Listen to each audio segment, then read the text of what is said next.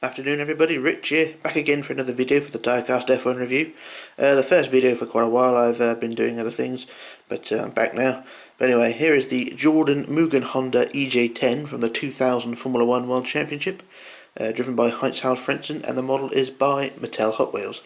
Now, the EJ10 was really the downward spiral for the Jordan F1 team after the successful, well, relatively successful 99 season, where they secured third place in the Constructors' Championship with 2 wins and pretty much a podium at every other event. The 2000 season was an absolute disaster, which really they never recovered from. The EJ10 was a revolutionary, well, it's not so much revolutionary, but it was an unusual looking car with its rather low nose, rather sloped nose and triangle air intake. It looked much different to the other cars of that year. I suppose, yeah, it was being too revolutionary at the time. But yeah, the car was an absolute disaster. Whether it was just the car, it's made to be, well, said to be seen really. But results-wise, compared to the 99 season, where I think they scored 61 points, in 2000 they scored 17, and with only 2 podiums, one of which was not an official podium, but was a later result because of finishing 4th and 5th in Brazil. They were later promoted to 3rd and 4th because of Coulthard's disqualification. That was the first podium. The other podium was at the US Grand Prix, where of course McLaren had their issues, and I think Jordan were just on the pace that day. But yeah, results wise weren't brilliant. The car reliability was pretty dire as well. I remember going into looking at the 2000 season and really looking forward to how Jordan were going to improve, because I really was a Jordan fan at the time and was really happy throughout 99 with their performance. But going into 2000, the car was looked pretty fast in qualifying. I think they occupied the 3rd row in Australia and ran throughout the points, or ran in the points throughout the race before both cars ended up retiring with engine related issues. And I didn't think that was too bad an issue at the time, because it was round 1 and lots of other teams had the same problem. But when you get to mid-season and you realise the team have only got a handful of points and the engines just keep detonating every given opportunity, it really does say something. I mean, remember, I think it was the European Grand Prix.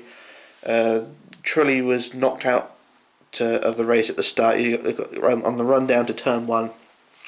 He got a knock from behind by Benetton, and then on the second lap, Frentzen's engine blew, so that's when it summed up Jordan's race there. And then in Austria as well, Trulli was knocked out at the first corner in that collision with Schumacher and Zonta, and then Frentzen's engine blew up just after the safety car had gone in. So it was pretty much a dire season reliability-wise, and also the drivers weren't brilliant either.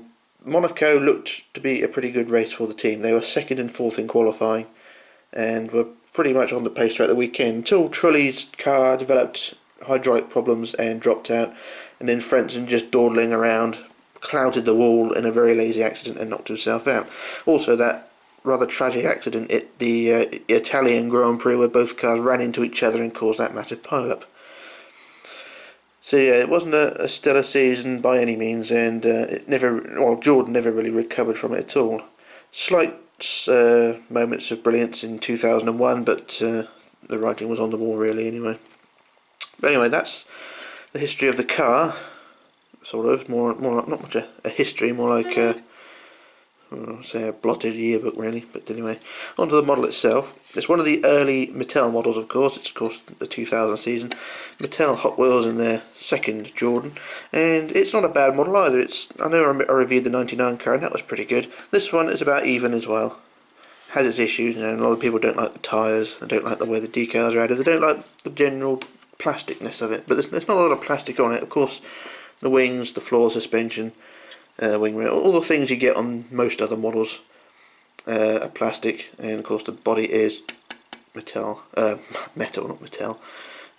die-cast metal. But yeah, the car itself is very nice. The yellow is the same shade of yellow they used on the 99 car. I remember in the 2000 season, I think the car was, it sort of depended on which photographs you looked at. It looked sort of mustardy yellow in some pictures and then sort of a luminous green in other pictures, so it's hard to tell what colour the car actually is. Maybe that was Jordan's secret, just to put people off, I don't know. But yeah, it's the third season, sorry, of the Hornet on the nose. It was the last season, of course, with the Hornet on the nose, and of course with the Hornet there. And on the it wasn't really a low nose, it's just a sloping chassis which gave the impression of a low nose. If I just tilt the car up, you can see the chassis dips down there and then sort of levels off a bit towards the nose. It's hard to tell with the light that I got, but you can see the chassis really did slope off a bit at the front there, sort of kind of like what we got today, but not as extreme as today. But yeah, that's the chassis. The rear of the car was quite conservative as well. It's quite nicely detailed there. I really do like the black stripes of the Hornet on this car. Just move the camera around. So got the stripes on the rear there. And also got the exhaust, something which Ferrari pioneered. Also got the flip up on the rear here. That's metal as well. That's not added plastic. That's moulded into the body of the car, so that's solid as well. You also got the return of the fuel flaps, which open, although I can't quite get them open. If I can just flip that open, there we go, there's the fuel flap. Kind of a pointless novelty, but I suppose if you want to make a pit stop diorama, then by all means.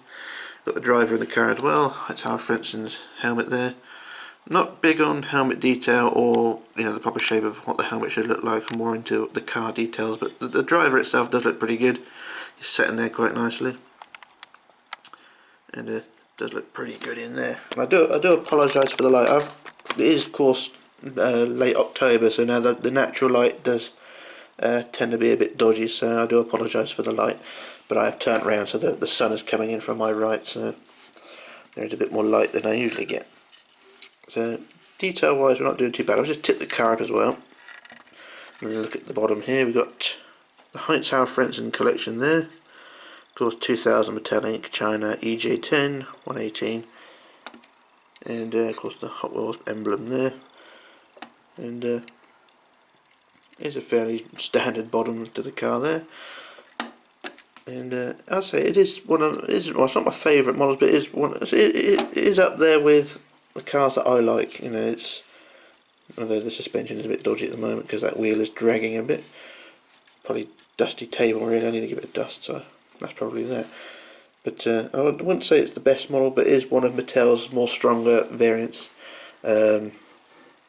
Because they're early year cars, some of their early cars are a bit dodgy. The Ferrari 199 was one of their bad ones, and also some of their McLarens are pretty poor. But the Jordans they've sort of done pretty spot on, so I'm not going to complain about the Jordans.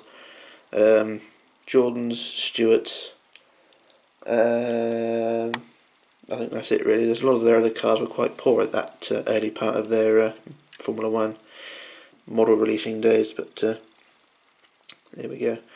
Anyway, another quick look around the car. It is a very nice shape, a very nice colour scheme, and it really does brighten up a collection. And a lot of people just collect Ferraris or McLarens or whatever, and I have to say a lot of their colour schemes are quite dull.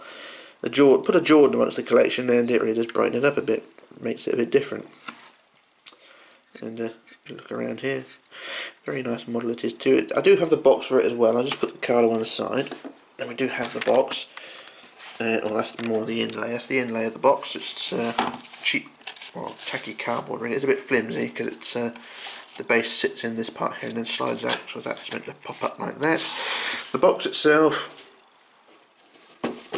is very loose, very unsupported. It's not very strong, I have to say. That's what I'm trying to point out. It's also quite dusty as well because it's on the top row of the shelf. So you've got perspex that side, you've got the perspex all over the front and that, and you've got perspex that side. Nothing on the box really to point out what car was in it. Apart from Formula 1 2000 racing, that's pretty much it. There's nothing on the box to actually say what team it is part of. No. So really this could be a box for anything. Oh, except for there, it does say Heinz Frentzen there on the side there, so that's the only thing that points out what the car actually is. And the same on that side, although it doesn't actually say what the car is. Never actually noticed that before. Oh well. Never mind, it's only the inlay which has the Jordan part on it. The outer box can be anything. Anyway, that's the box out of the way. And we do have the base as well, but I won't use that. I picked that up because the screws are falling out. Anyway, back to the car. And the stand is now... There we go, tripod's got a bit funny. Anyway, back to the car. And I have to say, it is one of the better ones of Mattel, well, for the early years anyway, because like I said, some of their cars were pretty dire, and I will review them at a later date as well, like the Ferrari 199 and a couple of their McLarens. But yeah, I would recommend getting this car. If you're a collector like me, you won't really be too fussed about quality or things like that. You will just collect anything, and anything, so, or anything and anything, or however that term is meant to be said. You will just collect anything. And this is one of my anythings, and I really do like it. Of course, there are the 1/43 variants you can get as well, which are Mattel as well. I don't know much about the 1/43 scale Mattel models. I know that their quality is not a patch on the Minichamps models, and I don't think Minichamps actually made this car in 1/43. I think Mattel had the outright rights to the Jordan name at that time.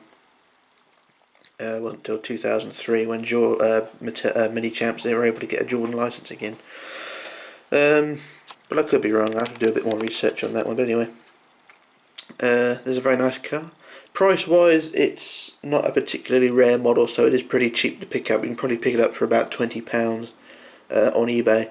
It's one of the more common models as well, whether it be the Frentzen version or the Trulli version. And I will point out as well, this car was repainted for the 2001 show car, so you will get this chassis with the 2001 logos and livery. So basically they get the shark on the nose and a bit more black paint on there as well. So if you don't want the or if you do want to have the 2001 car, do a bit more looking around. There's a completely different shape to this one. There's much more curvy side pods and a much higher nose as well. And I do have that one, and I will review that one later on as well. So yeah, just to be careful, you know, the show car is about, and I do tend to avoid show cars, but if they do look pretty good or they're good to fill a gap, then I will buy a show car. I will do a spot on show cars at one day. I'll just have to get around to it. Pardon me. But yeah, my voice is failing, so I'm going to have to shut up in a minute. But anyway, this is the EJ10. So yeah, I will recommend this model, and it is pretty cheap. Whether it's boxed or not, you'll have to find out. The boxes, like I say, are not very good, so they do tend to warp, collapse, break apart pretty easily. So yeah, be careful when you're buying these. But anyway, if you're a collector, then you know, just pop it in the cabinet and it'll look fine. But anyway, that's the EJ10, and I will return with another review with the EJ11 at one point, as well as the EJ12, 13, 14, 15, somewhere along the line. I do have them all, and so yeah, I will review all of them in due course. Anyway, this is Rich signing off, logging off, disappearing, and I shall return with another review. So oh, hang on, bye.